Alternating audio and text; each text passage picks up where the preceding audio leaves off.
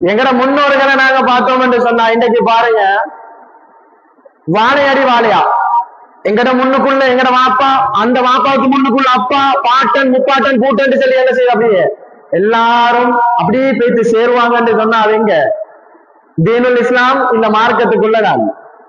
ஆனா இந்த காலத்தை ரசூல் ஸல்லல்லாஹு அலைஹி வஸல்லம் மென்ஷன் பண்ணும்போது எப்படி மென்ஷன் பண்றாங்கன்னா, பின்னால ஒரு காலம் வரும், அந்த காலத்துல எப்படிப்பட்ட மக்கள் வாழ்வாங்க தெரியுமா?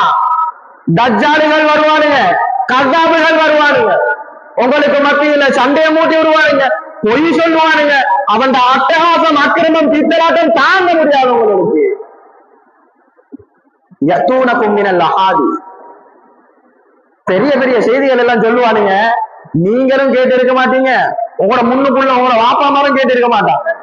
அப்படிப்பட்ட பச்சா பொய்யத்தான் சொல்லுவானுங்க என்றதை யாரு சொன்னாங்க? ஸல்லல்லாஹு அலைஹி வஸல்லம் 1400 வருஷத்துக்கு முன்னால சொல்லிட்டு போனாங்க.